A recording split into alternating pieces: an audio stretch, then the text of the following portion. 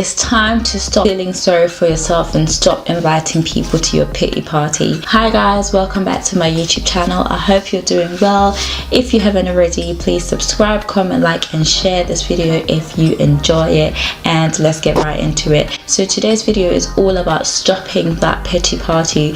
You have to stop feeling sorry for yourself. Yes, I understand that sometimes you go through a difficult situations, you're not in the best of moods, you're not really having a great time, and you just want to, take the time to be by yourself. You might want to listen to a sad song, you might want to eat as much as you can, you might want to just bury yourself in your emotions because you're having those moments. That's fine. It's okay to understand those negative emotions, but some people just want to dwell on the negativity. Some people just find that they get so much more attention by being negative, by being sad, that all they do is be in a pity party. Stop inviting people to a pity party. We do get some people that, when they're going through a hard time, they call somebody just so they can bring them down as well. Misery loves company, and you have to realize when somebody is just doing this, just being negative, just crying, just being emotional about things because they want attention. Stop feeling for yourself and actually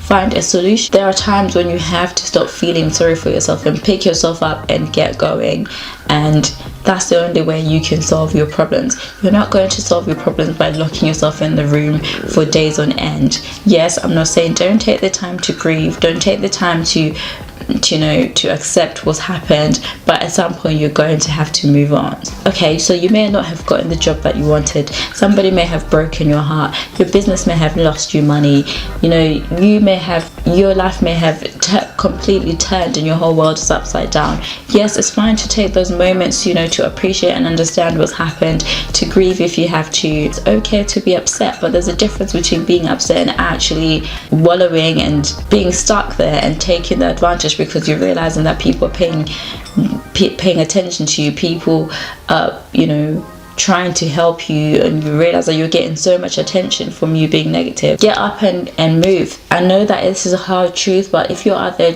currently feeling sorry for yourself, you have to get up and move. Life is full of disappointments. They're not going to stop today. You're going to be disappointed, but the important thing is how you get up from those disappointments, how you pick yourself up when you haven't gotten the job that you wanted, when your business hasn't gone well as you expected, when you didn't get the result you want. Pick yourself up and go. Life is full of disappointments. This is not the first time, and this most certainly won't be the last time, but stop bringing people down with you when you're trying to have this pity party. If you want to be affected, by all means, yes, express yourself, but don't drag this for so much that people can't really handle it anymore. Okay, I know that life is hard, there are disappointments, but there are times to also get up and keep moving. Thank you for joining me today.